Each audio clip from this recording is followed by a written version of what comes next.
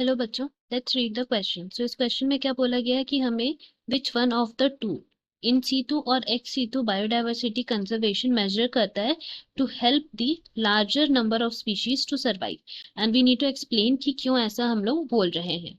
So basically इस question में हमें पूछा गया है कि बायोडाइवर्सिटी कंजर्वेशन के लिए कौन सा ऐसा कंजर्वेशन प्रोसेस है जिससे लार्ज नंबर ऑफ स्पीशीज को हम लोग बचा सकते हैं।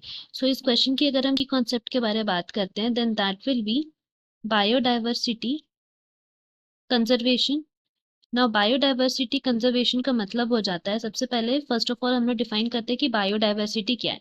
सो बायोडाइवर्सिटी को हम लोग डिफाइन कर सकते हैं as a area of variety and variability of life on earth.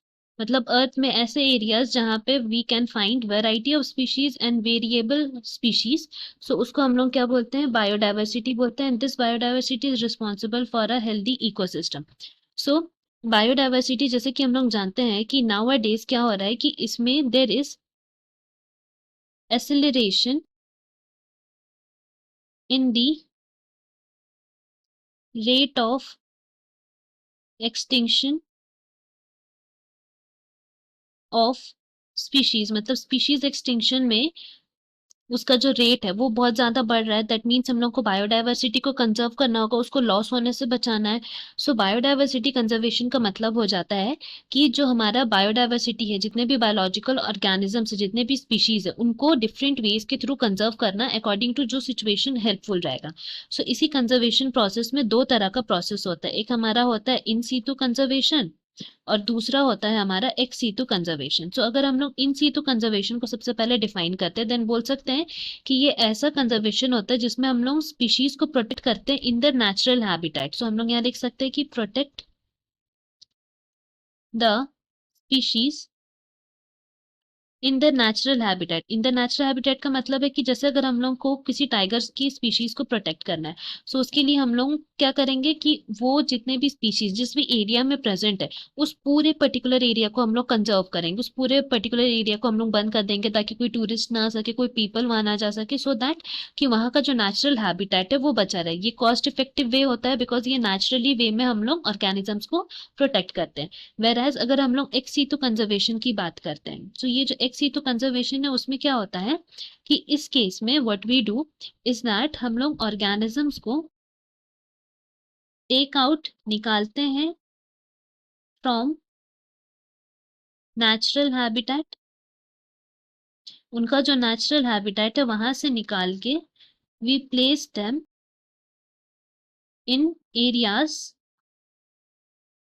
That are similar to their habitat. उनके हैबिटेट से सिमिलर हैबिटेट में ही हम लोग उनको शिफ्ट करते हैं जहाँ पे उनको ज्यादा अच्छे तरीके से हम लोग प्रोटेक्ट कर पाएंगे और देखभाल कर पाएंगे। सो ये दो तरह का कंजर्वेशन प्रोसेस हुआ।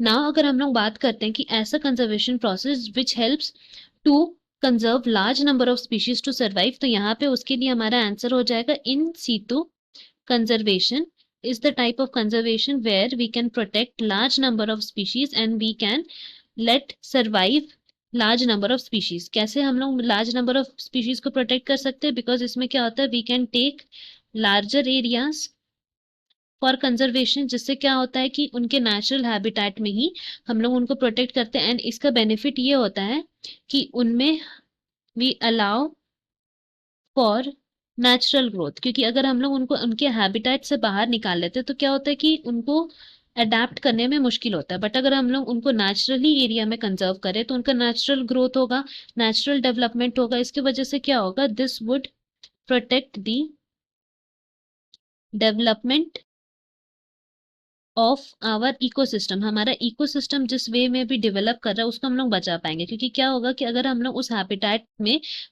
उस पर्टिकुलर स्पीशीज को निकाल लेते हैं सो इकोसिस्टम भी हमारा थोड़ा डिस्टर्ब होगा, क्योंकि वहां वो स्पीशीज रहेंगे ही नहीं, और अगर कोई स्पीशीज उससे इंटर रिलेटेड है तो वो भी इफेक्ट होगा।